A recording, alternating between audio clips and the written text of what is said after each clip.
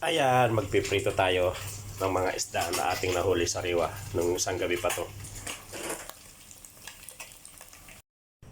Hello guys, lutuin natin tong mga maliliit na isda. Nilinis ko na siya, tinanggalan ng hasang, bituka. So ngayon, ipiprito ko naman siya. Tara guys, samahan nyo ako magprito.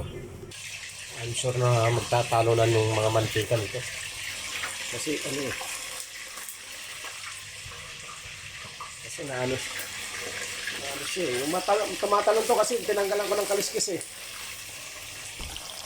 Ayan siya guys. O diba, napakinabangan natin yung mga maliliit na isda na kakain pa natin. So yung mga puti na bagaong ilagay ko lang sa rep, iniwalay ko kasi yung magandang pamain sa malalaking isda. Papain mo ng buo yun. So lilit lang to pero pamatiggutom talaga to. Kasi tatapon mo to, sayang eh.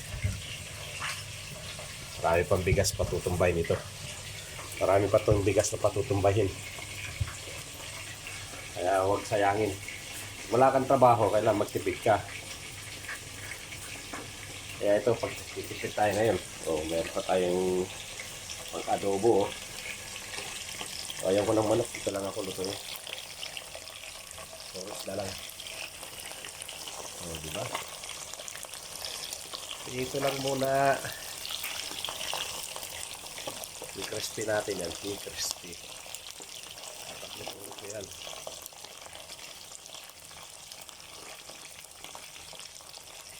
Diba? Hindi na sayang yung maliliit. Kasi itapon ko. Itong mga puti na to, hindi ko tatapon. Ay, hindi ko ito lulutuin kasi pampapain ko to. Sayang. Nagbigay sa akin ng email, tropa ko. Tapos ano pala, babae pala yung backpass yan. Habang nagluluto ako, nag-a-apply ako. Ano eh, hindi pwedeng matambay ka para sa pamilya eh. Hirap nang walang trabaho dito pag pinabayaan mo, wala kang maipadala sa pamilya. Ako kaya ko mabuhay dito kahit wala akong trabaho eh. Kaya lang, kailangan ko rin ng pan-ticket, di ba? In case na gusto ko umuwi.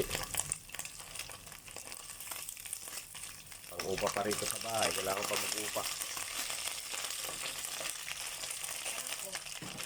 Ay, bago ako marunong kayo na. Oo. Ay, na-down na naman yung mga pinsan ko.